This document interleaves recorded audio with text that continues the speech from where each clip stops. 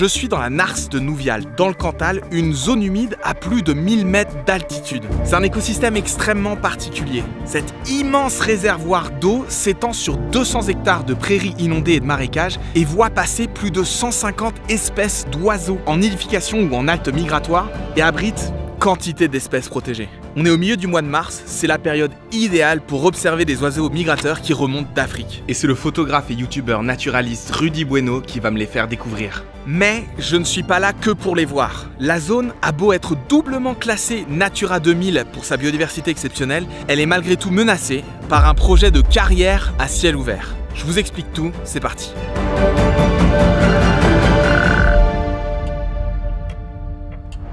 Je vais vous la faire courte parce que l'histoire de ce lieu remonte 3 millions d'années en arrière avec les coulées de lave des volcans du Cantal. La cuvette qu'elles ont formée s'est remplie pour devenir un lac dans lequel des petites algues unicellulaires, les diatomées, ont vécu des jours heureux. Mais dis-moi Léa, ça ressemble à quoi la diatomée? Eh bien Vincent, voilà à quoi ça ressemble une diatomée. Alors les diatomées, ce sont des algues unicellulaires composées d'une seule cellule qui vont être entourées pour se protéger d'une coque que l'on appelle frustule, d'une coque formée de silice. Et donc à la fin de la vie de la diatomée, cette frustule de silice va tomber au fond du lac et après sédimentation et compaction, elle va se minéraliser formant la diatomite. Faites ça pendant 3 millions d'années et vous obtenez un gisement de diatomite. C'est ce minerai qui est l'objet de la discorde et qui est convoité sur la Nars de Nouvial. Le gisement est découvert en 1987 et les industriels se précipitent pour acheter aux agriculteurs 100 hectares sur les 200 hectares de zone humide. Mais un collectif se monte pour s'opposer à la carrière. Et vu que ces industriels ne sont pas pressés, ils ont d'autres gisements de diatomite, le projet en reste là pendant presque 20 ans. Mais pendant ce temps, l'usage industriel de la diatomite se développe. Et pour faire simple, on s'en sert pour filtrer. Filtrer le plasma sanguin, mais ça représente que 5% des usages. Non, on s'en sert surtout pour filtrer la bière, le vin, l'huile. On s'en sert dans des produits pharmaceutiques, cosmétiques, dans les pompes à piscine. Bref, ça filtre super bien et on en veut plus. En 2010, les industriels Chemviron et Imerys reviennent et obtiennent une autorisation temporaire pour extraire et qualifier le gisement. Il s'avère que c'est le plus grand gisement de diatomite d'Europe. Et en plus de ça, il est très concentré et d'une très grande qualité. Au moment où je vous parle, les industriels sont encore en train de faire des mesures d'impact sur la biodiversité et sur l'hydrogéologie de la zone. Mais c'est à peu près certain que cette étude va aboutir sur le fait que c'est un site de migration exceptionnel, absolument remarquable, et c'est ça que je suis venu voir.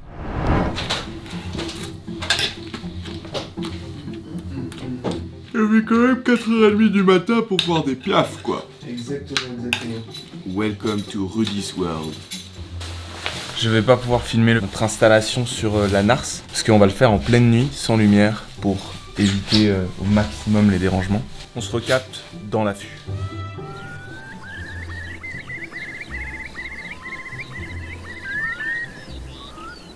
Normalement, on est censé rester 14 heures, mais j'ai déjà le cul trempé, donc bon. L'installation a été plus complexe que prévu. Lui, ça fait 2 ans qu'il fait ça. Ouais, j'adore barboter dans la flotte. C'est sympa. Et là, on a l'ambiance, là, ce matin, on a les courlis, là, qui chantent. Ils font leur parcage territorial.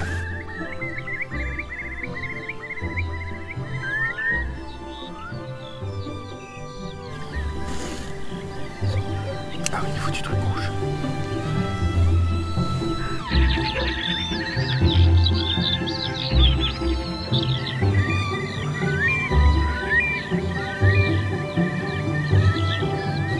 Ok, Rudy est en train d'avouer un truc. Je t'ai amené dans la merde. C'est le pari en fait pour être dans les marais et filmer. C'est l'inconfort, de l'eau, du froid, de l'eau qui peut aussi rentrer. Et c'est comme ça, malheureusement. Mais en même temps, c'est l'ambiance et c'est la petite brume matinale qui caresse les eaux calmes là du matin. C'est les courlis qui chantent, c'est les vanneaux qui volent et qui chantent devant toi. Et ça, c'est un plaisir de les voir. Parce qu'en fait, il n'y a pas moyen de s'approcher plus près. On les voit souvent à la longue vue. Et pour s'approcher plus près, il faut se mettre dans la merde. Voilà. Du coup, on est dans la merde. Mais en tout cas, ouais, je trouve ça super impressionnant. T'as des terres, en fait. Ton amour pour ces animaux et pour ces zones humides qui t'amènent à passer des journées entières le cul dans la flotte avec une branche dans le dos. C'est l'acceptation de l'inconfort, mais pour vivre au mieux ces expériences-là. Il n'y a pas d'autre, réellement d'autre choix. C'est comme ça. Mais t'as beaucoup de monde qui vient avec toi. T'es le premier, gars. Le premier. C'est ma mère et mon père qui sont sur leur canapé. Ils peuvent rien comprendre. Qu'est-ce que fait leur enfant? Bah, leur enfant vit sa passion. Il est 9h. On va bouger parce que je suis pas bien et on va pas se faire du mal. Mais par contre, on va essayer d'être extrêmement lent, extrêmement discret. Et là, on bouge à ce moment-là parce que y a pas du tout d'oiseaux autour de nous. Ils sont très très loin. Ils sont hyper loin. Donc là, on va en profiter.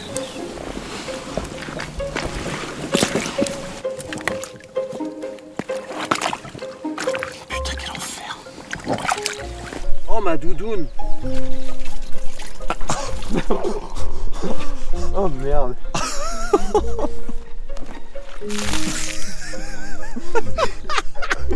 C'est pour ça qu'il était lourd. C'est vraiment l'aventure. Hein. Alors ça ressemble à quoi une carrière de diatomite? Ça ressemble à ça.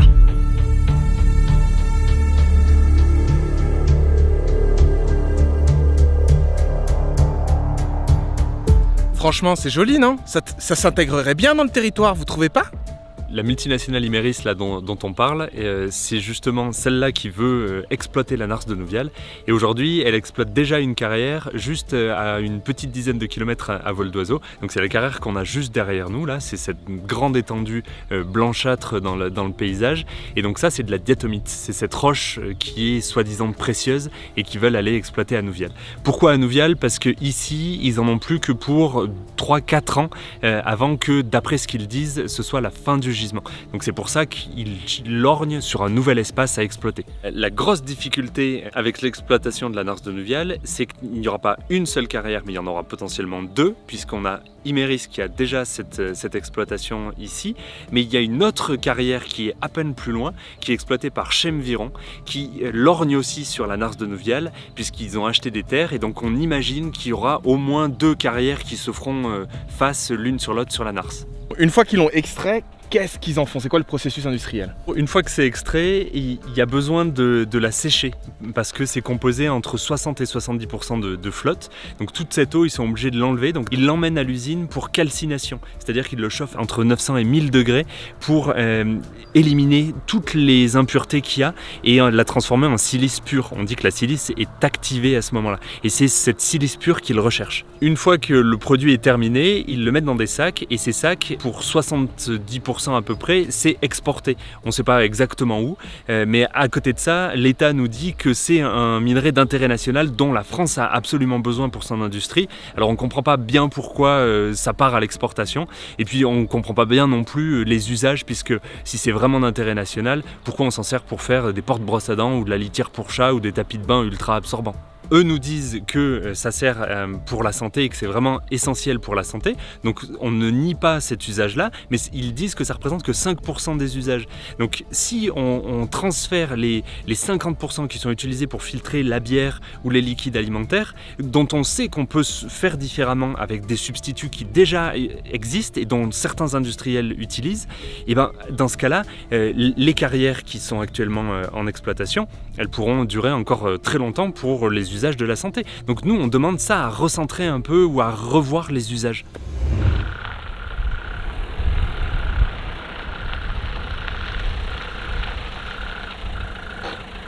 C'est le soir, c'est le meilleur moment pour une sortie amphibien. On les entend déjà, écoutez.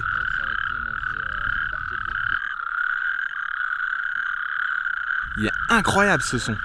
C'est fou.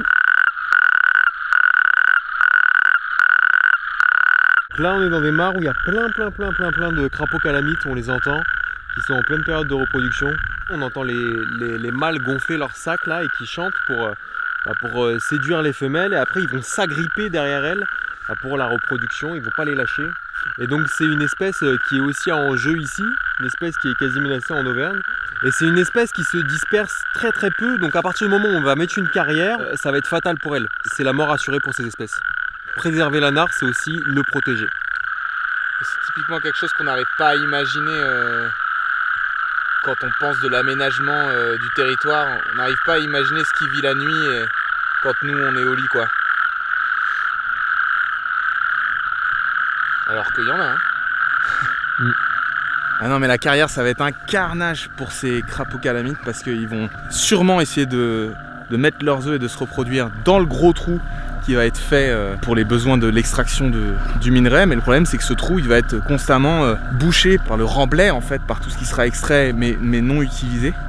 Et du coup, ils vont juste pondre et se faire écrabouiller. On pense pas aux batraciens. Tout le monde s'en fout des batraciens. C'est dommage.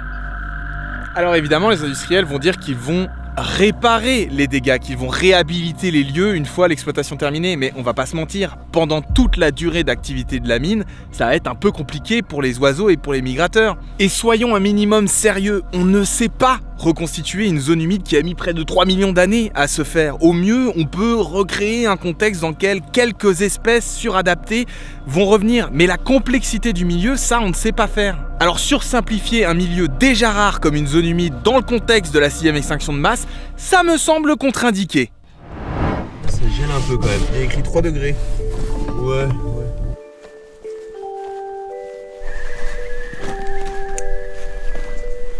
On va s'installer. Elle se pose sur les piquets. Donc c'est un petit oiseau, bec crochu, tache noire sur l'œil. Donc c'est un oiseau qui est très menacé dans le département, autant à l'échelle nationale que régionale. Je vous présente la pie-grièche grise. Et le Massif central, c'est vraiment son dernier bastion parce qu'il y a encore des prairies extensives. Et là, elle profite de la Nars qui est juste là, la Nars de la Scole, où il va avoir des zones un peu tourbeuses dans lesquelles elle va trouver pas mal d'insectes. Elle vit un peu aux abords de ces milieux-là. Donc ouais, donc pie-grièche grise, espèce très en danger. Fais attention, Vincent, protège-la s'il te plaît. Et la pie-grièche grise, c'est une sédentaire, c'est-à-dire elle vit toute l'année ici. Moi, j'ai pu suivre depuis 1 an un petit couple qui ont eu des jeunes. Et c'était vraiment cool, c'est vraiment cool de pouvoir observer. Et j'espère que c'est pas un des derniers couples qui va exister en France, parce qu'il y a une autre pie-grièche qui a disparu du pays il y a quelques années. C'est la pie-grièche à poitrine rose. Elle a complètement disparu du pays. Et il faut pas que la pie-grièche grise subisse le même sort. On a pu observer la pie-grièche pendant une dizaine de minutes et on va voir si elle a eu son comportement classique. On a un petit insecte qui a été empalé par la pie-grièche grise, tu le vois? Oh, wow. Voilà, c'est ça son lardoir. Elle se fait un petit stock de nourriture, elle laisse des petits animaux morts là-dessus et après elle viendra les manger dès qu'elle a faim. C'est son petit stock alimentaire, petit lardoir. Et ça c'est la particularité de toutes les pie-grièches font ça. Observatoire de la Scole. Donc là si tu peux viens voir, t'as pas mal de... Donc là, sur toutes ces espèces, à part le faucon cresserelle et la buse variable, Ouais, c'est que des espèces en jeu, voilà. Courlis cendré, vanneau en jeu, bécassine en jeu, parce qu'elle niche ici la bécassine. Sarcelle d'hiver en jeu. ça te rend pas triste que toutes ces espèces soient déjà menacées? Bah c'est ça qui est dingue, c'est que je suis né une génération où t'as l'impression à chaque fois que tu rencontres des espèces, t'as l'impression de rencontrer les derniers individus de l'espèce en question, c'est ça qui est dommage quoi. C'est aussi pour ça qu'on a envie de les valoriser, les mettre en valeur par l'image, pour montrer que c'est important de les protéger, en montrant aussi leur beauté, leur charisme aussi. Enfin voilà, en fait c'est des espèces qui incarnent des milieux naturels, et les voir disparaître, c'est vrai que c'est un crève-cœur. Là on est à la Nars de la Scole, qui est un super site en termes de migration d'oiseaux, etc. On va avoir plein d'espèces de limicoles, donc plein de petits échassiers qui vont venir, il y a des grues cendrées qui peuvent venir, il y a plein de faucons, et ça c'est un des sites qui font partie d'un maillage un peu général de plein de zones humides qui sont réparties sur le territoire dans le Cantal, donc en l'occurrence là des Nars. On a donc la zone humide, la Nars de Nouvial, on a la Nars de la Scole et la Nars de Pierrefitte, et à partir du moment où on impacte une Nars, en fait c'est toutes les Nars qui sont impactées, parce que toutes ces zones humides sont interconnectées les unes entre elles, et les oiseaux vont se déplacer d'une zone humide à l'autre, et de manière générale les zones humides sont importantes. Les zones humides sur la planète, ça représente que 6% des territoires émergés, mais c'est 40% de la faune qui y dépend. En France, il y a 50% des oiseaux qui dépendent des zones humides.